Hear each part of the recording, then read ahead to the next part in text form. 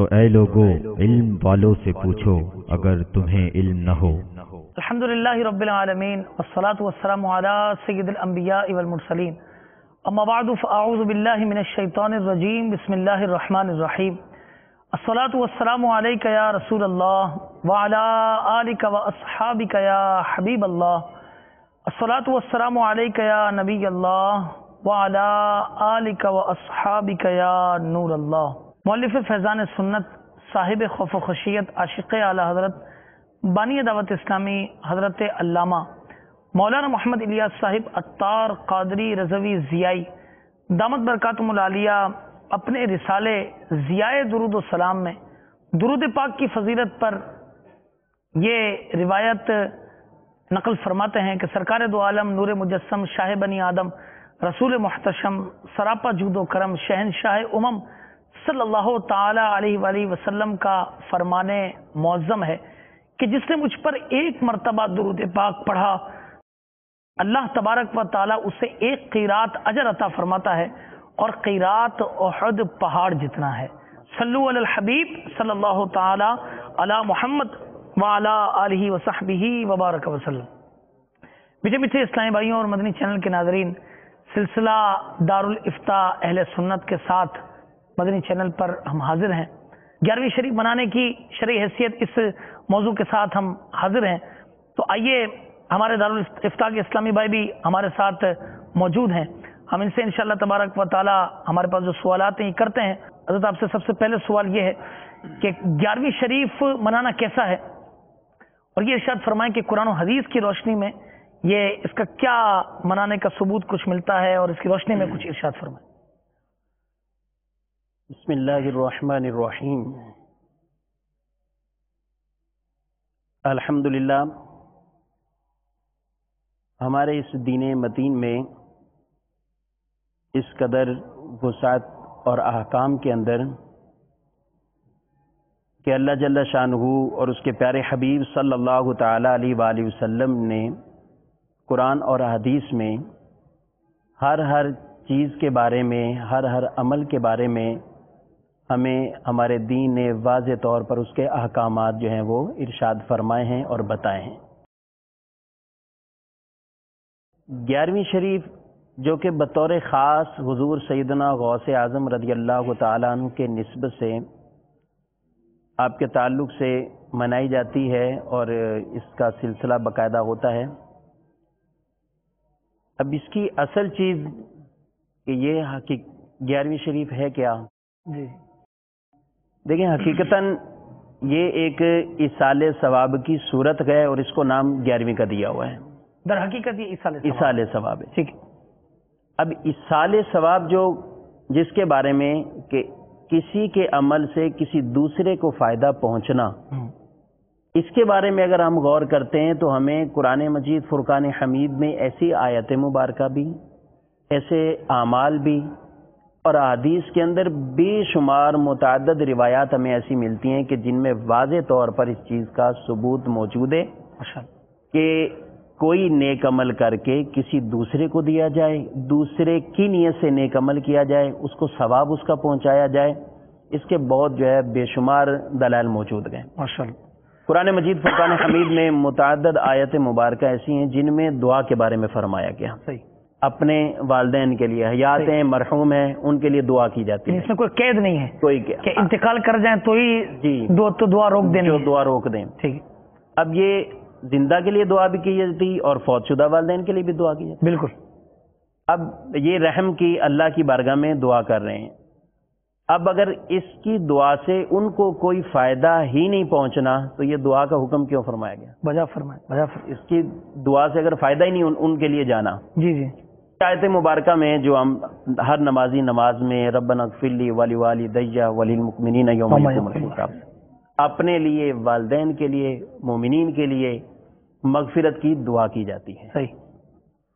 اور قرآن مجید میں ارشاد فرمایا کہ ان کے بعد جو لوگ آئے تو انہوں نے دعا کچھ یوں مانگی، یقولون ربنا اغفر لنا ولاخواننا الذین سبقونا بالایمان، کہ اللہ جو ہم سے پہلے ایمان کے ساتھ سبقت لیں گے، یعنی جو مومن پہلے جا چکے ہیں ان کی مغفرت فرما. اس میں تو بالکل خاص طور پر جو پہلے جا چکے ہیں جنہوں نے سبقت لی ایمان سے ہم سے پہلے، جی اب بعد والے ان کے لیے یہ دعا کر رہے ہیں اس طرح. سبحان اللہ. تو اس آیت مبارکہ کے تحت بطور خاص مفتی احمد یار خان نعیمی علیہ رحمہ ارشاد فرماتے ہیں کہ صرف اپنے لیے دعا نہ کریں، جو پہلے گزر گئے ان کے لیے بھی کریں.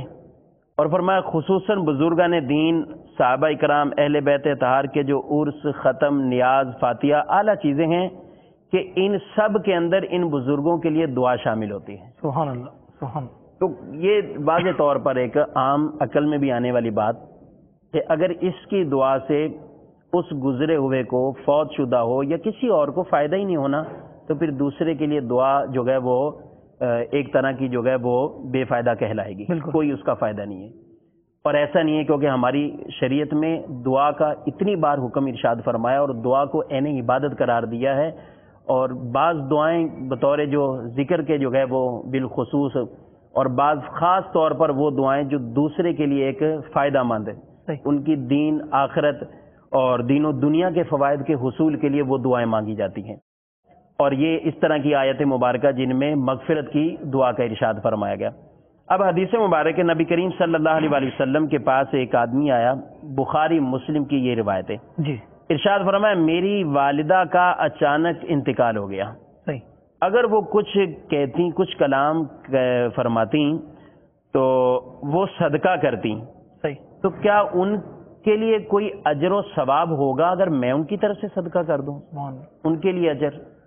اچانک ان کو جو ہے وہ موت کا یہ واقعہ ہوا، تو اس پر نبی کریم صلی اللہ تعالی علیہ وآلہ وسلم نے ارشاد فرمایا کہ ہاں اس کو ثواب جو ہے اس کا پہنچے گا. سبحان اللہ. آپ جو بھی اس کی طرف سے جو ہے وہ صدقہ کیا جائے گا اس کو ثواب اس کا پہنچے گا. اب اس حدیث کے تحت شارح مسلم علامہ نووی رحمۃ اللہ تعالی علیہ آپ فرماتے ہیں وفی هذا الحدیث جواز الصدقۃ عن المیت و استحبابها. اس حدیث پاک میں واضح طور پر میت کی طرف سے صدقہ کرنے کا جواز اور اس کے مستحب ہونے کا بیان فرمایا گیا. سبحان اللہ. اور اس کا ثواب اس کو پہنچے گا، اس کو نفع ملے گا، اور صدقہ کرنے والے کو بھی نفع ملے گا. اور اس پر امت کا اجماع ہے اس بات پر کہ یہ چیزوں کا جو ثواب ہے یہ ان کو جو ہے وہ ملے گا. مسلمانوں کا اس پر جو ہے وہ اجماع فرمایا گیا. اور اس طرح کی کئی احادیث مبارکہ جس میں نبی کریم صلی اللہ تعالی علیہ وآلہ وسلم نے اسی طرح کے یعنی جو میت کو فائدہ پہنچنے والی بات ہے ارشاد فرمایا کہ جس نے 11 مرتبہ سورہ اخلاص پڑھی اور 11 مرتبہ پڑھنے کے بعد ان کا ثواب مردوں کو، اموات کو ہبہ کر دیا، تحفے میں دے دیا، ہدیہ کر دیا ان کے لیے، تو ان کو بھی اجر ملے گا اور ان کی تعداد کے برابر پڑھنے والے کو اللہ تعالیٰ ثواب عطا فرماتا ہے. تو کوئی بھی نیک عمل ہو. اب یہاں دیکھیے صدقہ ہو، یہ بھی ایک میت تک ثواب پہنچنے کا ذریعہ. قرآن شریف پڑھ کر تلاوت کریں، یہ بھی میت تک پہنچائیں گے تو ثواب پہنچنے کا ایک ذریعہ ہے. کسی مرحوم کی طرف سے حج کریں اور وہ اس کو ثواب پہنچائیں، اس پر بھی جو ہے وہ ثواب ملے گا اور ان کو ثواب جو ہے وہ پہنچے گا. کوئی بھی ایسا نیک عمل ہو، چاہے فرض سے تعلق رکھتا ہو، نفل نماز سے تعلق رکھتا ہو، نفلی صدقات ہوں، کوئی بھی عمل نیک ہے اس کو کر کے کسی دوسرے کو ثواب پہنچایا جائے تو بالکل اس کا ضرور اس کو ثواب پہنچتا ہے. اب یہاں تک تو یہ بات ہے، یہ سمجھ لیں کہ یہ اس مسئلے کی یہ جڑ ہے. ٹھیک ہے. جب یہ جڑ کی اصل قرآن حدیث میں موجود ہیں، اب اس جڑ سے مختلف اس کی شاخیں ہیں. اب وہ شاخ کبھی 11ویں شریف ہے تو کبھی 6ٹھی شریف کی طرف ہے، وہ کبھی کسی اور داتا علی اجویری رحمۃ اللہ تعالی علیہ کے عرس مبارک، تو کبھی بابا فرید کے عرس مبارک، کبھی ہمارے کسی عام مسلمان مرحوم کی فاتحہ نیاز، برسی، سوئم، 40واں، 10واں، جو بھی اس کی جو ہے وہ فاتحہ کا اہتمام ہوتے. تو یہ جملہ اس طرح کی فاتحات جو بھی ہم کرتے ہیں، بزرگوں کی ہوں تو ان کو بطور خاص احتراماً نیاز کے نام سے تعبیر کر دیا جاتا ہے. تو جو بھی اس طرح کے معاملات، اس کی اصل یہ ہے کہ یہ ثواب ان کی بارگاہ میں پہنچانا ہے. بزرگ ہیں سامنے والے تو ان کی بارگاہ میں ہماری طرف سے یہ ثواب عطیہ ہو، ان کے پاس تحفتاً ہم جو ہیں وہ پہنچاتے ہیں. عام مسلمان مرحوم کوئی دنیا سے جاتا ہے تو اس کے لیے یہ فاتحہ کا اہتمام کر کے جو ہے وہ اللہ کی بارگاہ میں دعائیں کرتے ہیں اور ثواب اس کے پاس بھیجتے ہیں کہ اللہ تعالیٰ ان کے ذریعے ان کی مغفرت فرما دے. اور اس کی بے شمار روایتیں جو ہے وہ بیان فرمائیں گی، جیسے چند ابھی میں نے پڑھی اور ہیں اس کی درجنوں کے حساب سے صحیح کے اندر حدیث کے اندر جو ہے وہ روایتیں موجود گئے کہ جن میں واضح طور پر اس کے احکام ہیں کہ کوئی بھی میت کی طرف سے عمل کیا جائے تو وہ اس کو اس کا ثواب جو ہے وہ پہنچتا ہے ضرور. تو 11ویں شریف اس اعتبار سے یعنی آسانی لفظوں میں یوں سمجھے کہ 11ویں شریف ایصال ثواب اور ایصال ثواب کی اصل قرآن اور حدیث میں. بہت لوگوں سے ایسے بولے بالے ہوتے ہیں، اگر ان سے کوئی پوچھتے بھی 11ویں ہے کیا، یہ کہاں سے ثابت ہے، تو وہ کہتے ہیں ہاں قرآن شریف کی کوئی آیت دکھائیں 11ویں شریف کہاں پہ ہے. تو 11ویں شریف حضور کو سے پاک کی نسبت سے کر رہے ہیں. ہمیں قرآن شریف سے جو ہم یہ عمل کر رہے ہیں، اب 11ویں پہ عمل کیا ہوتا ہے، کسی نے عمل کرنا ہے 11ویں شریف میں کیا عمل ہوتا ہے، قرآن شریف پڑھا جائے گا، نعت خوانی ہوگی، قرآن حدیث سے اولیاء کرام کے اوپر جو ہے وہ بیان ہوتا ہے، اولیاء کرام کے اوصاف جو قرآن میں بیان کیے وہ بیان ہوئے، جو حدیث میں بیان کیے وہ بیان ہوئے، بزرگان دین کے ارشادات پڑھ کے سنائے. ایک دینی مجلس رکھتی ہے، دین کے احکام لوگ سیکھتے گئے، قرآن پڑھ کر پھر اس پر جو ہے وہ فاتحہ کا اہتمام، جو کھانا کھلانا ہے وہ پھر فقراء اغنیاء سب اس میں جو ہے وہ شریک ہوتے ہیں. اور حدیث پاک میں ارشاد فرمایا کہ من موجبات الرحمتی، اللہ کی رحمت کو واجب کرنے والی چیزوں میں سے ایک یہ چیز بھی ہے کہ کسی مسکین مسلمان کو کھانا کھلا دینا. تو مسکین، غریب، فقیر اور نیاز کا معاملہ چونکہ بزرگان دین کا ہوتا ہے، لہذا عام اغنیاء امیر لوگ سب جو ہیں وہ برکت حاصل کرنے کے لیے وہ کھانا کھلاتے. تو کسی بھی مسلمان کو کھانا کھلانا، چاہے وہ فقیر ہو یا وہ امیر ہو، اس کو کھانا کھلائیں تو انشاءاللہ اس پر جو ہے وہ اچھی نیتیں کریں گے تو بالکل واضح طور پر ثواب ملے گا. اور جب کھانا ہی نیاز کا ہے تو بالکل جو ہے وہ اس پر ثواب والے معاملات گئے. تو قرآن کی اصل قرآن پاک پڑھنا، اب یہ کہاں سے ثابت ہے، تو بھائی بہت سی آیتیں اس کی ہیں، بہت سی حدیثیں. اب قرآن پڑھنے کے لیے تو کوئی ثبوت نہیں مانگتا، قرآن پڑھے جا رہے ہیں، نہ حضور کی نعت خوانی بیان ہو رہی ہے تو حضور کی نعت خوانی بھی ثابت ہے. بھائی اس کے علاوہ کیا ہوگا، کھانا کھلانا، تو کھانا کھلانا بھی ثابت ہے. دین کی محفل کرنا کہ جس میں لوگوں کو دین کے احکام سکھانا، تو کون سی مخفی بات ہے، یہ چیزیں بھی قرآن حدیث میں موجود ہے. تو 11ویں شریف ہو یا میلاد شریف کا جو جملہ اعمال اس کے اندر کیے جاتے ہیں تو وہ تو سب ہمارے دین نے بیان اس کو کیے گئے ہیں. اب یہ ایک خاص طور پر کسی نسبت کے تحت اس کو اس نام سے موسوم کر دیا جاتا ہے، یہ 11ویں ہے، یہ میلاد ہے، یہ چھٹی شریف ہے، یہ فلاں بزرگ کے عرس مبارک کی یہ نیاز ہے. تو باقی در حقیقت جو اس کے اندر عمل ہو رہے ہیں ان کی اصل قرآن حدیث میں بالکل واضح طور پہ موجود. ماشاءاللہ ماشاءاللہ. میٹھے میٹھے اسلامی بھائیوں اور مدنی چینل کے ناظرین، آپ نے سماعت کیا کہ 11ویں شریف دراصل ایصال ثواب ہے، اور قرآن مجید، فرقان حمید اور احادیث طیبہ کے اندر ایسے کتنے اعمال کہ دعا کے حوالے سے اور اس کے علاوہ صدقہ کرنے کے حوالے سے یہ بیان ہوئے، اس کے فضائل بھی بیان ہوئے. اور سرکار دو عالم صلی اللہ تعالی علیہ وسلم نے بذات خود اپنے مرحومین کی طرف سے کچھ صدقات کرنے کا حکم فرمایا، جیسا کہ ایک صحابی رضی اللہ تعالیٰ عنہ کو پانی کے صدقے کرنے کا بھی یہ حکم ہوا. اسی طریقے سے بڑی زبردست بات یہ پتہ چلی، اسے اپنی معمولات کے اندر سے اگر شامل کر لیں کہ بعض اوقات کچھ باتیں ایسی ہوتی ہیں کہ جنہیں اپنے معمول کے اندر شامل کرنا ہوتا ہے. اور وہ کیا زبردست بات ارشاد فرمائی کہ جب قبرستان جائیں تو 11 مرتبہ سورہ اخلاص شریف پڑھ کر اس کا ثواب تمام مردوں کو ایصال کریں تو انہیں تو اس کی نور اور رحمت اور برکت پہنچے گی پہنچے گی. ان تمام مردوں کی تعداد کے برابر انشاءاللہ تبارک و تعالی انوار و تجلیات جب ہم قبر میں جائیں گے تو ہمیں بھی پہنچیں گے. اور ہمیں اپنی قبر کو روشن کرنے کے لیے یقیناً نور کی، تجلیات کی، نیک اعمال کی ضرورت ہے. کتنا پیارا آسان عمل کہ صرف 11 مرتبہ سورہ اخلاص پڑھنا، اللہ تعالیٰ نصیب کر دے. اور جہاں پر نیک اعمال کی بات ہوئی وہاں پر میں مزید اس بات کو یوں بڑھاؤں گا کہ شیخ طریقت امیر علیہ سنت آفتاب قادریت مہتاب رضویت حضرت علامہ مولانا محمد الیاس صاحب عطار قادری رضوی ضیاء دامت برکاتہم العالیہ نے اپنی کتاب نماز کے احکام جو 12 رسائل پر مشتمل ہے، اس کے اندر ایک رسالہ ہے ایصال ثواب کا طریقہ، اور اسی طریقے سے یہی رسالہ کچھ اسی انداز کے ساتھ مدنی پنصورے کے اندر بھی موجود ہے. اس میں بھی ایک نیک عمل کے بارے میں فرمایا کہ اگر کوئی شخص نفلی حج کرے، کہ اس نے اپنا فرض حج ادا کر لیا ہو، اگر وہ نفلی حج کرے اور اس کا ثواب اپنے والدین کو بخشے تو اللہ تبارک و تعالی اسے 10 حج کا ثواب عطا فرماتا ہے. سبحان اللہ سبحان اللہ. بتائیے کتنی بابرکت، یوں سمجھے کہ ان اعمال کا ثواب ہے جو اپنے مرحومین کو اس کا ثواب پہنچائے. اچھا حضور، آپ نے باتوں میں جیسے یہ ارشاد فرمایا کہ یہ ایصال ثواب جو ہے اسی کا نام 11ویں کہا گیا، اسی کا نام داتا صاحب کے عرس کے طور پر کہا گیا، یہ بزرگان دین کے عرس پر کہا گیا. تو بزرگوں کا عرس منانا کیسا؟ دیکھیں میں نے شروع میں یہ عرض کر دیا کہ یہ ساری چیزیں دیگر جو مختلف ناموں سے ہیں جی یہ الگ الگ جو ان چیزوں کے نام دیے ہیں وہ کسی خصوصی نسبت کے تحت نام دیا جاتا ہے. ہم جو بھی اس طرح کا عمل چاہے برسی کی صورت میں ہو یا کسی بزرگ علیہ رحمہ کے بطور خاص عرس منا رہے ہیں, صحیح, اور یہ عموماً ان کے یوم وصال کو جو ہے وہ اس طرح کی تقاریب کر کے جی اور مسلمان جمع ہو کر ان کے مزار پر جمع ہو کر قرآن حدیث کی تلاوتیں ہوتی ہیں, بے شمار ختم قرآن پاک جو ہیں وہ وہاں پہ پڑھے جاتے ہیں, ہوتے ہیں سلسلے, نعت خوانی محفل ذکر جو ہے وہ لگتی ہیں اور فاتحہ کا اہتمام ہوتا ہے. تو یہ بطور خاص اس طرح کے جو اہتمام بھی ہیں تو ان سب سے بھی مقصود ایصال ثوابی ہے, صحیح, اور یہ بھی یعنی ایک ثواب پہنچانے کے ذرائع ہیں, اور عرس کے نام سے اس کو جو ہے وہ موسوم کیا ہوا ہے, اس کا نام رکھ دیا. تو اس میں جو ہے وہ جو دلائل ایصال ثواب کے ہیں وہی عرس کے ہیں.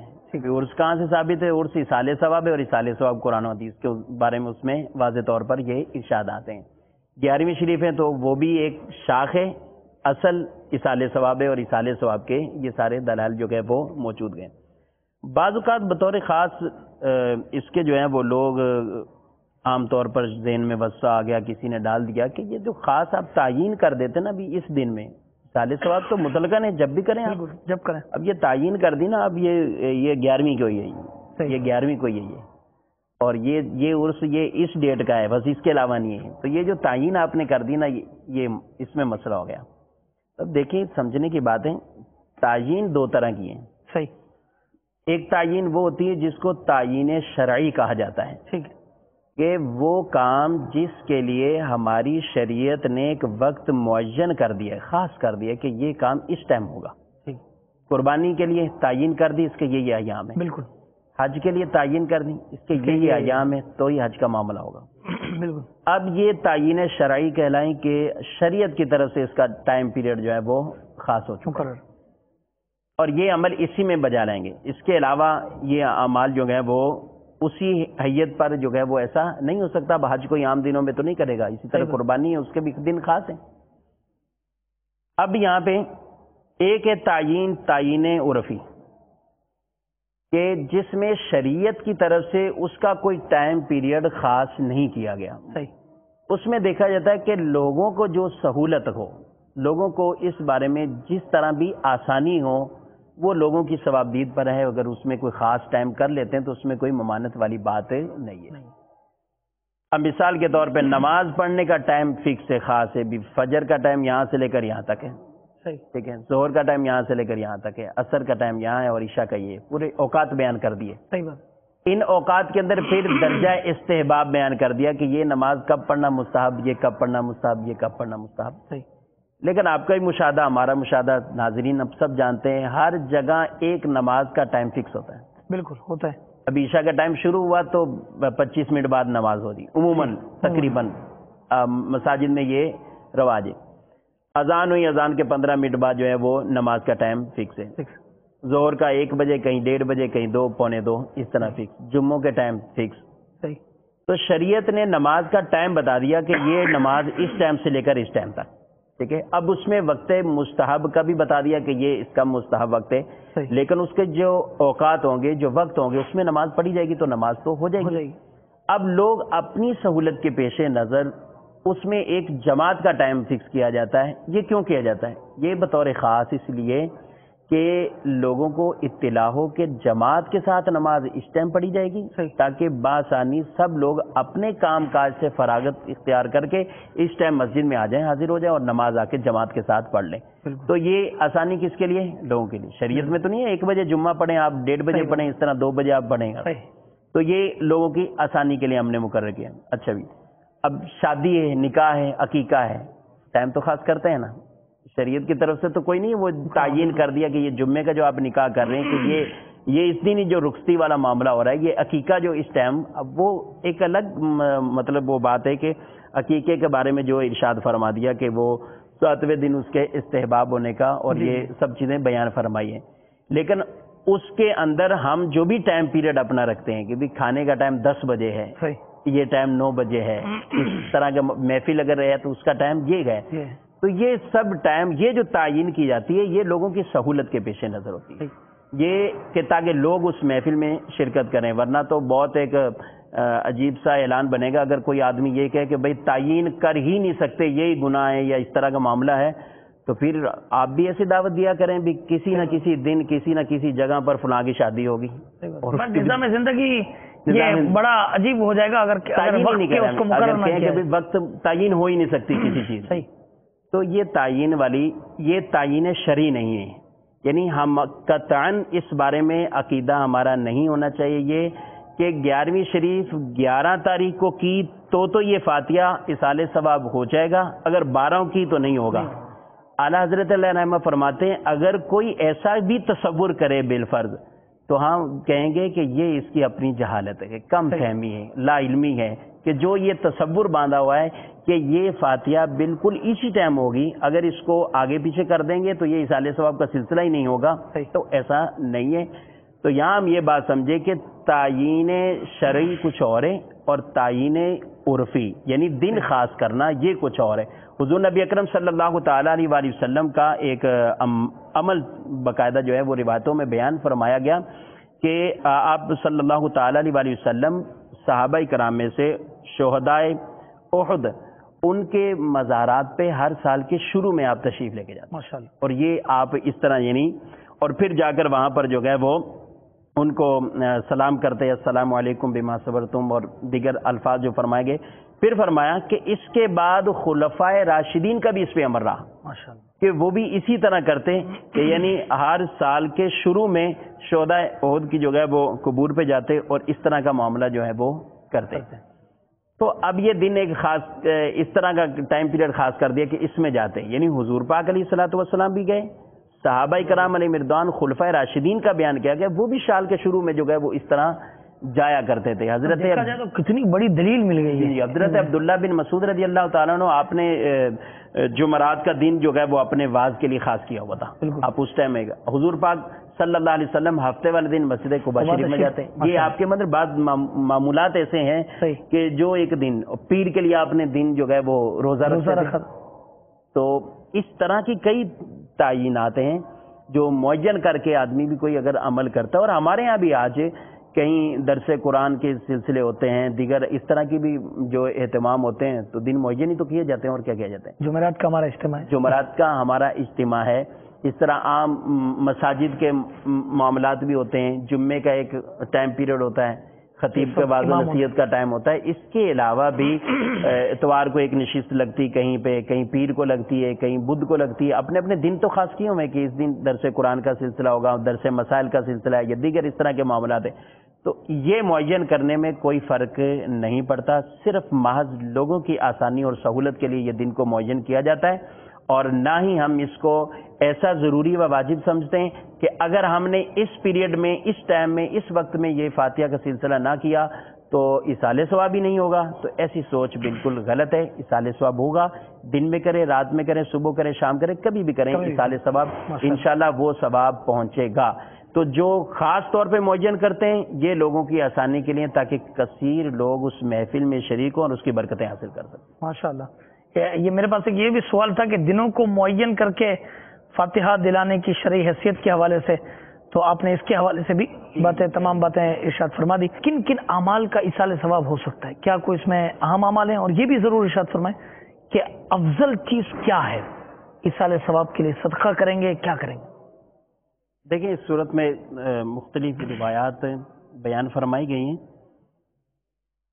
علماء کرام نے افضل ترین صدقہ یہ بھی ارشاد فرمایا ہے کہ افضل ترین صدقہ جس کی اس وقت مسلمانوں کو زیادہ ضرورت ہو۔ سبحان اللہ۔ صدر الشریعہ علیہ رحمہ نے بہار شریعت میں ارشاد فرمایا کہ وقف کے یہ معنی ہے کہ کسی شے کو اپنی ملک سے خارج کر کے خالص اللہ کی ملک میں کر دینا اور اس کا نفع لوگوں کے لیے جو ہے وہ کر دینا، لوگ اس کو اٹھاتے ہیں۔ اس کے تحت آپ آگے فرماتے ہیں وقف ایک ایسا صدقہ جاریہ ہے جس سے واقف کو، وقف کرنے والے کو ہمیشہ اس چیز کا ثواب ملتا رہتا ہے، اور سب میں بہتر وقف وہ ہے جس کی مسلمانوں کو زیادہ ضرورت ہے۔ اب یہ ضرورت چاہے کتاب کی صورت میں کتابیں لے کر دینا، دینی طلبہ جو ہے وہ اس کو پڑھتے رہیں، دین سیکھتے رہیں، دین آگے پھیلاتے رہیں، تو بہت بڑا ایک عظیم جو ہے وہ یہ بھی کام ہے۔ جہاں مسجد کی ضرورت ہے وہاں مسجد بنا دینا بہت بڑا عظیم کام ہے. جہاں مدرسے کی ضرورت ہے مدرسہ بنا دینا. جہاں عام مسلمانوں کو پانی کی حاجت ہو, اس طرح کی کسی معاملے کی حاجت ہو, تو ان کی وہ حاجت پوری کر دینا. سبحان اللہ. کیونکہ حضرت سعد رضی اللہ تعالیٰ عنہ آئے اور حضور علیہ الصلوۃ والسلام سے عرض کی, یا رسول اللہ صلی اللہ علیہ وآلہ وسلم کہ ام سعد جو گئے وہ فوت ہو گئیں, فایو صدقۃ افضل, کون سا صدقہ جو ہے وہ افضل ہے؟ تو فرمایا گیا جو ہے وہ پانی کا ارشاد فرمایا کہ پانی. اب مسلمانوں کو بہت شدت سے حاجت اس طرح کے معاملات کی. صحیح. تو انہوں نے پھر جو ہے وہ کنواں کھدوایا اور اس کے لیے کہہ دیا کہ ہذہ لام سعد, واضح طور پر کہ یہ ام سعد کے لیے. لوگ پانی پئیں, اس کا ثواب اپنی جو ہے وہ واضح ہے. اور یہ عمل پوچھا بارگاہ رسالے سے کرنے والے صحابی, اور پھر ایسی واضح دلیل کے مرحوم کی طرف سے واقع ہی اس کو ثواب جو ہے وہ پہنچے گا اس چیز کا, اس نیک عمل کا جو ہے. تو یہ ایصال ثواب کی ایک بالکل واضح ترین جو ہے وہ دیگر جہاں دلائل اتنے موجود ہے اس میں ایک یہ روایت بھی موجود ہے. تو جس کی افضل ہو, اب کن کن عمل کا ہو سکتا ہے؟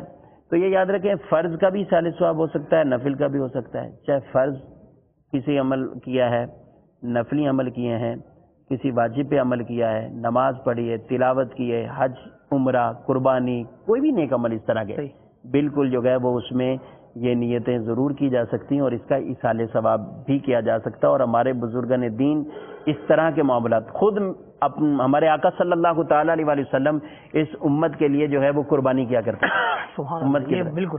اور امتی آقا علیہ السلام کی طرف سے قربانی کرتے ہیں اور ثواب پاتے ہیں. صحیح. یہاں تک کہ یعنی ایک حضرت علی رضی اللہ تعالیٰ عنہ, آپ تو ہر سال جو ہے وہ 2 مینڈے ذبح کرتے اور فرماتے کہ مجھے میرے خلیل نے وصیت کی ہے کہ قربانی کرنے کے بعد, ایک اپنی طرف سے ایک ان کی طرف سے. سیدی اعلیٰ حضرت علیہ رحمہ آپ فرماتے ہیں کہ ہر سال فقیر جو ہے وہ اپنی طرف سے, حضور پاک کی طرف سے, والد کی طرف سے جو ہے وہ قربانی کا یہ سلسلہ ہوتا ہے. علامہ شامی علیہ رحمہ نے ابن سراج کے حوالے سے لکھا کہ انہوں نے نبی کریم صلی اللہ تعالی علیہ وآلہ وسلم کے اس سلسلے میں 1000 قرآن شریف ختم کیا. آپ اندازہ 1000 قرآن شریف, 1000 قرآن پاک ختم کیے حضور پاک صلی اللہ علیہ وسلم کے لیے, اور فرمایا گیا اسی کی مثل قربانیاں کی ہیں, یعنی 1000. اب ان کی عمر کا مجھے نہیں پتا کہ کتنی ان کی عمر تھی, لیکن 1000 قربانیاں, اگر زیادہ سے زیادہ ایک عمر کے کام اندازہ لگائیں 70 سال 80 سال 90 100 سال کر لیں, 1000 قربانیاں, تو اس سے پتہ چلا کہ ہر سال 10 قربانیاں کرتے تھے حضور کی طرف سے. تو یہ بھی ایک انداز ہوتے ہیں اور یہ بھی ایصال ثواب کی ہی صورتیں ہیں. تو ہمارے بزرگان دین کا یہ طریقہ رہا ہے کہ وہ بالکل اس طرح کے معاملات کرتے تھے اور ایصال ثواب کا یہ معاملہ. آپ نے بڑی زبردست بات ارشاد فرمائی. شرعی حوالے سے تو ہمارے دارالفتہ کے اسلامی بھائی رہنمائی فرما رہے ہیں. یہاں پر وہ واقعہ یاد آیا کہ جو غالباً امیر علیہ سنت نے بھی اپنی اس کتاب عاشقان رسول کی 130 حکایات کے اندر غالباً تحریر فرمایا ہے. یعنی ایک بزرگ رحمۃ اللہ تعالی علیہ نے سرکار علیہ الصلوۃ والسلام کے نام سے حج کیا. حج کر چکے تو رسول اللہ صلی اللہ تعالی علیہ وسلم خواب میں تشریف لائے اور فرمایا کہ تو نے میرے نام کا حج کیا, تو نے میرے نام سے لبیک کہی, تو نے وہاں پر میرے نام کی وجہ سے عرفات میں قیام کیا, مزدلفہ میں قیام کیا, مینا میں قیام کیا, میری نام کی بنا پر جو ہے تو نے وہ قربانی کی. تو اس کا صلہ یہ ملا کہ اللہ تبارک و تعالی نے تا قیام قیامت ایک ایسا فرشتہ مقرر فرما دیا جو ان کے لیے تا قیام قیامت حج کرتا رہے گا. اب بتائیے کتنی بڑی سمجھیے کہ ایک برکت والی یہ بات ہے. تو اچھا بات حضرت یہ صدقے کی, نیک عمل کی ہوئی, اور یہ ہوئی اپنے سے پہلے جو گزر گئے ان کے لیے. کیا جو افراد زندہ ہیں, مثال کے طور پر والدین زندہ ہیں, تو کیا زندہ افراد کو بھی ایصال ثواب کیا جا سکتا ہے؟ جی ہاں, بالکل زندہ افراد کو بھی ایصال ثواب کیا جا سکتا ہے. اصل چیز ہے کہ پہنچانا. صحیح. ٹھیک ہے, اور چاہے وہ مرحوم ہوں یا حیات ہوں. صحیح. عام طور پر لوگ سمجھتے ہیں کہ شاید زندہ کو جو ہے وہ ایصال ثواب نہیں کیا جا سکتا. ایسا نہیں ہے, زندہ کے لیے بھی ایصال ثواب کیا جا سکتا ہے. کوئی بھی نیک عمل کریں اور ان کو جو ہے وہ ایصال ثواب کریں. بطور خاص حدیث میں ارشاد فرمایا کہ حضرت ابو ہریرہ رضی اللہ تعالیٰ عنہ آپ نے ایک قافلے والوں سے ملاقات کی اور فرمایا کہ تم میں سے کون میری یہ ضمانت لیتا ہے کہ مسجد اشعار میں جا کر 2 رکعت میرے لیے پڑھے، اور اس کو کہے کہ یہ رکعتیں ابو ہریرہ کے لیے ہیں۔ ابو ہریرہ کے لیے، جی اللہ اکبر۔ آپ فرما رہے ہیں ان کو، تو پھر کسی نے ضمانت ان کے لیے لی کہ وہاں پہ میں آپ کے لیے اس مسجد میں، نماز تو آج ہم بھی کسی کو جو حج کے لیے زائرین جا رہے ہیں، مدینہ طیبہ جا رہے ہیں، ان سے کہیں، ضرور کہیں کہ ہمارے لیے جو ہے وہ طواف کر لیں، ہمارے لیے رکعتیں پڑھ دیں، وہاں پر کچھ قرآن پاک کی تلاوت کر لیا کریں، تو یہ بالکل جو ہے وہ کرنا درست ہے۔ ماشاء اللہ، یہ بھی بڑا زبردست آپ نے ارشاد فرمایا۔ اچھا، اب یہاں پر میں تھوڑا سا اس موضوع کے حوالے سے ٹرننگ پوائنٹ لیتا ہوں۔ مدنی چینل کے ناظرین بھی بے انتہا توجہ کے ساتھ اس سوال کو سنیں۔ بعض لوگ ان تمام معاملات کو، ایصال ثواب کو، ان تمام چیزوں کو بدعت کہہ کر ختم کرنے کی کوشش کر دیتے ہیں، تو اس حوالے سے رہنمائی فرمائیں کہ در حقیقت واٹ از بدعت، بدعت کیا ہے، اور اس کی شرعی تفصیل کیا ہے، کہ کیا معاملات بدعت کے اندر آتے ہیں، کوئی اچھا بھی کام ہے، برا کام ہے، کیا ہے، کیا فرماتے ہیں؟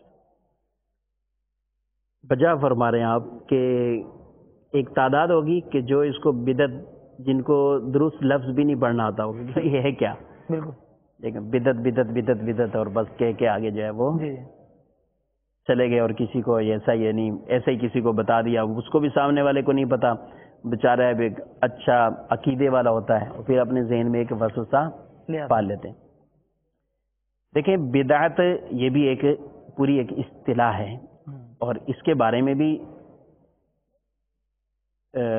قرآن میں بھی الفاظ موجود ہیں اور حدیث پاک میں بھی اس بارے میں ارشاد فرمایا گیا ہے۔ بدعت کا معنی جو ہے وہ کہتے ہیں کہ کوئی بھی نئی چیز، نیا، انوکھا کوئی چیز ایجاد کرنا، یہ ہے بدعت۔ اب کوئی بھی چیز ہے وہ ایجاد کی، اب وہ جو نئی چیز ہے اس کے بارے میں اصل میں پھر اس کی آگے شرح بیان کی کہ یہ تو لغوی اعتبار سے اس کا معنی ہے۔ قرآن پاک میں بھی ارشاد فرمایا قل ما کنت بدعا من الرسل، اے محبوب آپ فرما دیجئے کہ میں رسولوں میں کوئی نیا رسول نہیں ہوں، یعنی پہلے بھی رسول بہت آئے، دنیا میں تشریف لائے، تو یہ بدعن کے الفاظ جو ہیں وہ یہاں پر آیت مبارکہ میں موجود ہیں۔ اس کی پھر علماء کرام نے، محدثین نے اور شارحین حدیث نے واضح طور پر ان کی تعریفات پر بتائیں کہ یہ کیا چیز ہے، کون سی چیز ایسی ہے کہ جو نئی بری ہے، کون سی ایسی نئی چیز ہے کہ جو اچھی کی تعریف میں جو ہے وہ آتی ہے۔ اولاً ایک حدیث، اس کی جو تعریف میں علامہ ملا علی قاری نے رحمۃ اللہ تعالی نے اپنی کتاب مرکات المفاتیح کے اندر اس بات کو ذکر کیا، احداث ما لم یکن فی عہد رسول اللہ صلی اللہ علیہ وسلم، وہ نیا کام کہ جو رسول اللہ صلی اللہ علیہ وسلم کے زمانے میں نہیں تھا، اس کو بدعت کہا جائے گا۔ اب ایک حدیث ہے جو عموماً اس بارے میں بعض کے ذہنوں میں اور زبانوں پر ہوتی ہے۔ نبی کریم علیہ السلام نے ارشاد فرمایا کہ جس نے ہمارے کاموں میں کوئی نیا کام کیا تو وہ اسی پر رد ہے، مردود ہے۔ اور ایک اور واضح حدیث میں ارشاد فرمایا کل بدعت ضلالہ، ہر بدعت گمراہی، وکل ضلالۃ فی النار، اور یہ گمراہی آگ میں۔ اب یہ ایک حدیث، یہ دو یہ روایتیں جو میں نے پڑھی اس میں یہ ارشاد فرمایا، ایک مسلم کی حدیث ہے۔ نبی کریم صلی اللہ تعالی علیہ وآلہ وسلم نے ارشاد فرمایا کہ جس نے اسلام میں کوئی اچھا کام شروع کیا، جس نے اسلام میں کوئی اچھا کام شروع کیا تو اس کا ثواب اس آدمی کو بھی ملے گا، اور جتنے بھی لوگ اس پر عمل کریں گے ان کی تعداد کے برابر بھی ثواب ملے گا، بغیر اس کے کہ لوگوں کے عمل میں کوئی کمی واقع ہو، ان کو بھی ملے گا۔ لیکن جس نے وہ ایجاد کیا اچھا کام، پھر فرمایا جس نے برا کام ایجاد کیا تو اس کا وبال گناہ اس پر ہے، اور لوگوں کو بھی وبال گناہ اس کا ملے گا جو بھی وہ برائی میں پڑے رہیں گے، کرتے رہیں گے، لیکن اس کا ساتھ ساتھ اس کی طرف بھی برائیاں، یہ گناہ جو ہے وہ جائیں گی جس آدمی نے یہ برا کام کیا شروع کیا۔ اللہ، تو یہ مسلم کی حدیث ہے یہ، یعنی واضح طور پر اس بات کو حدیث نے ہی پورا وضاحت سے بیان کر دیا صحیح کہ کون سی ایسی نیا عمل ہے کہ جس کو ہم کہیں کہ یہ اچھا اور جس کو ہم کہیں یہ برا۔ اپنی مرضی سے نہیں کہہ سکتے کسی کو بھی کہ جو اپنی عقل میں آ گیا کہیں بھی ہاں بھی ٹھیک ہے، جو نہیں آیا ہاں نہیں یہ برا ہے۔ تو قرآن حدیث کی ان شرح کو جو بیان کرنا ہے وہ ہم نے اپنی عقل سے نہیں بلکہ انہی اصول اور انہی قواعد کی روشنی میں کہ جو قرآن میں بیان ہوئے، جو رسول اکرم صلی اللہ علیہ وسلم کی زبان مبارک سے، اور جو صحابہ کرام علیہ رضوان کا عمل اس بارے میں رہا، اور پھر آگے ائمہ مجتہدین اور تابعین نے کیا اس کے بارے میں جو ہے وہ وضاحتیں کی، کیونکہ الحمدللہ ہمارے دین میں ایک ایک بات کی اتنی وضاحت اور اتنی ان موضوعات پر، اور دیگر جو ہے وہ عقائد کا معاملہ ہو، عبادت کا معاملہ ہو، تصوف کا معاملہ ہو، عبادات ہو، معاملات ہو، کوئی بھی موضوع آپ لے لیں دین کے حوالے سے، اس کی پوری وضاحتیں جو ہیں وہ ہمارے ائمہ نے فرمائی ہوئی ہیں، پوری کتابیں اس پر جو ہیں وہ موجود ہیں۔ تو یہ حدیث نے ہمیں دو اصول واضح طور پر ارشاد فرما دی کہ اچھا کام ہوگا تو وہ اس کو ثواب، وہ دیگروں کو بھی ثواب ملے گا جو اس میں جو ہے وہ شریک ہو جائیں، اور برا کام ہوگا تو پھر وہ گناہ میں جائے گا، اور وہ برائی اپنی بھی لے گا اور دیگروں کی جو عمل کریں گے ان کی برائی بھی، اور وہ بھی برے ہوں گے، وہ بھی گناہ گار ہوں گے اگر کوئی گناہ والا معاملہ جو ہے وہ کر رہے ہیں۔ تو علماء کرام نے اس حدیث کو سامنے رکھتے ہوئے اس بدعت کی دو قسمیں کی، ایک کی بدعت حسنہ اور ایک بدعت سیئہ۔ حسنہ اچھی بدعت اور سیئہ بری بدعت۔ اب ان کی تعریفات ارشاد فرمائی کہ بدعت حسنہ کہتے ہیں ہر اس نئے اور اچھے کام کو کہ جو کسی سنت کے خلاف نہ ہو اور شرعاً اس کی ممانت پر کوئی دلیل بھی نہ ہو۔ ٹھیک ہے، ہر اس نئے اور اچھے کام کو جو کسی سنت کے خلاف نہ ہو۔ اور بدعت سیئہ، اب اس میں ہر اس نئے برے کام کو کہیں گے جو کسی سنت کو مٹانے والا ہوگا یا کسی سنت کے خلاف ہوگا۔ تو اب یہ دو ہم جو ہے یہاں پر یہ باتیں طے ہوئی، اور یہ ہمارے جو ہے وہ علماء کرام نے ان حدیث کے تحت ہی ان باتوں کو جو ہے واضح طور پہ بیان فرمایا۔ اچھا کام کیا تو اس کو بالکل۔ اب اگر صحابہ کرام کے دور مبارک سے ہم اگر ان چیزوں کو دیکھتے ہیں، خود سیدنا عمر فاروق رضی اللہ تعالی عنہ، آپ جو ہیں وہ آپ دیکھیں، آپ نے لوگوں کو دیکھا کہ تراویح پڑھ رہے ہیں لوگ سب منتشر ہو کے جی ایسے، تو آپ نے فرمایا کہ اچھا ہوگا کہ اگر ان کو میں ایک قاری پر جمع کر دوں۔ کیا بات ہے! اور یہ اچھا عمل، مطلب اس لوگوں کو جمع کر دیا، بھی اب یہ پڑھائیں گے، اب ان کے بارے میں فرما دے۔ پھر آپ جب آئے دوسرے سے دیکھا لوگ بڑے ایک طریقے سے ایک ہی پڑھا رہے ہیں، سب اس کے پیچھے جمع کھڑے ہوئے ہیں، تو آپ نے فرمایا کہ یہ بہت اچھی بدعت ہے۔ کیا بات ہے! یہ اگرچہ نیا کام ہوا، نیا کام زمانہ رسالت میں حضور صلی اللہ علیہ وآلہ وسلم نے ابتدائی ان ایام میں جب باہر تشریف لائے، پھر فرمایا کہ اس خوف سے کہ یہ تراویح تم پر فرض نہ معاملہ ہو جائے، تو پھر آپ نے پھر الگ الگ پڑھی جائیں۔ حضرت سیدنا ابوبکر صدیق رضی اللہ تعالیٰ عنہ کے دور مبارک، یہ جو عرصہ ہے اس میں بھی تو 2 مرتبہ رمضان شریف آیا، بالکل ہے۔ اور ایسے آپ نے کئی مرتبہ میسج دیکھے ہوں گے کہ یہ معاملہ حضور کے زمانے میں اتنی مرتبہ، صدیق اکبر کے زمانے میں اتنی مرتبہ، عمر فاروق کے زمانے۔ اب کوئی یہی کہے کہ یہ حضور کے زمانے میں تراویح اتنی دفعہ تنہا پڑھی، صدیق اکبر کے دور خلافت میں تنہا پڑھی، آج عمر فاروق فرما رہے ہیں کہ جماعت سے پڑھو۔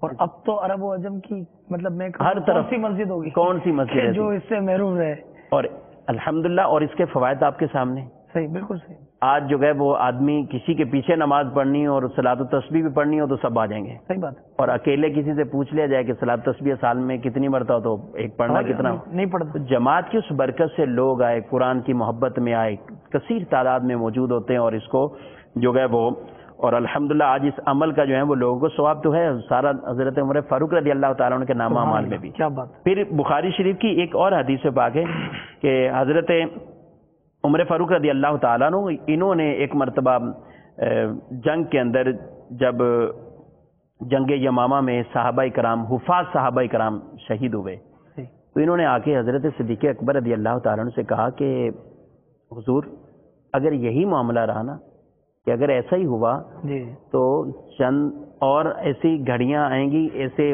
واقعات ہوئے تو کہیں ایسا نہ ہو کہ قرآن کا ایک وہ مخصوص حصہ جو حفاظ کے سینے میں ہے تو وہ کہیں یہ سلسلہ جو ہے وہ مٹ نہ جائے، ختم نہ ہو جائے. تو کیوں نہ ہو کہ آپ یہ حکم ارشاد فرما دیں کہ قرآن پاک کو باقاعدہ جمع کیا جائے. یعنی یہ کام حضور کے زمانے میں اس طرح نہیں ہوا. ٹھیک ہے. تو حضرت ابوبکر صدیق رضی اللہ تعالیٰ عنہ آپ نے جو ان سے ارشاد فرمایا نا وہ بخاری کے اندر آپ نے فرمایا کہ آپ مجھے اس کام کے لیے کہہ رہے ہیں کہ جو رسول اللہ صلی اللہ علیہ وسلم نے نہیں کیا. صدیق اکبر کہہ رہے ہیں ان سے. تو وہ کہہ رہے ہیں جی ہاں اگرچہ نہیں ہوا لیکن کہنے لگے ہاذا واللہ خیرون، اللہ کی قسم یہ کام بہتر ہے، اس کام کو کر لیا جائے، کام بہتر ہے. فرماتے ہیں یہاں تک کہ اللہ تعالیٰ نے میرے سینے کو کھول دیا جس طرح عمر کے سینے کو کھولا. انہوں نے حضرت زید رضی اللہ تعالیٰ عنہ کو بلایا اور ان سے کہا کہ اس طرح کا معاملہ ہے. اور وہ چونکہ کاتب وحی تھے، لکھتے تھے اور یہ بخاری کی حدیث ہے. انہوں نے کہا مجھے وہ کام کہہ رہے ہیں جو حضور پاک صلی اللہ علیہ وسلم نے نہیں کیا. سوال وہی ہے. تو انہوں نے آگے کیا جواب دیا کہ وہی جواب حضرت عمر نے دیا کہ ہاں اگرچہ کام نہیں ہوا لیکن اللہ کی قسم کام بڑا بہتر ہے، اس کو کر لیا جائے. تو حضرت زید کہتے ہیں اگر میں مطلب اتنا یہ ایک بھاری کام اس اعتبار سے قرآن کو جمع کرنا، اس طرح لے کر اور اس کو لکھنا، یہ والا سلسلہ، تو اگر مجھے یعنی ایک کہتے ہیں نا آدمی پہاڑ توڑنا پڑ جائے تو وہ بڑا آسان ہوتا ہے. یعنی یہ اس سے بھی بھاری کام تھا میرے لیے، لیکن اللہ تعالیٰ نے میرے سینے کو بھی کھول دیا جس طرح ان کے سینوں کو کھول دیا اور وہ راضی ہوئے اس کام پہ. ٹھیک ہے جی اب یہ کام شروع ہوا. اب ان الفاظ پر کہ جو انہوں نے ایک دوسرے کو جواب دیے، حضرت ابوبکر صدیق نے حضرت عمر کو، حضرت زید نے صدیق اکبر رضی اللہ تعالیٰ عنہ کو کہ یہ کام حضور نے نہیں کیا، تو انہوں نے کہا کہ نہیں کیا لیکن کام اچھا ہے. تو یہ ہمیں واضح طور پر یہ تقسیم سمجھ میں آ جانی چاہیے کہ کام اگر اچھا ہوگا، کام اگر بہتر ہوگا تو بالکل اس کام کو جو ہے وہ بغیر کسی انکار کے اس نئے کام کو جو ہے وہ کیا جائے گا. اب تراویح کی مثال لے لیں، قرآن کو جمع کرنے کی مثال لے لیں، اسی طرح اذان ثانی جمعۃ المبارک کا جو سلسلہ اس کو آپ جو ہے وہ اس کو لے لیں، یہ اذان کا سلسلہ جو ہے وہ شروع ہوا. تو دیگر اس طرح کے معاملات، اور یہ ایک بہت ایک وسیع موضوع ہے جس کے اوپر ہم جتنا بھی کلام کرتے جائیں اور اتنی مثالیں اس کی جو ہے وہ مل جائیں گی. تو مختصراً اس کی ہم یہی کہتے ہیں کہ بدعت ایک ہے حسنہ اور ایک ہے سیئہ. جو اچھا عمل ہوگا وہ بالکل کرنا جائز ہے اور کر سکتے ہیں. اسلامی بھائیوں اور مدنی چینل کے ناظرین، چونکہ وقت ہمارا سلسلے کا ختم ہوا، مدنی چینل دیکھتے رہیے اور اس کی برکتیں حاصل کیجیے. صلو علی الحبیب صلی اللہ تعالی علی محمد صلی اللہ علیہ وسلم.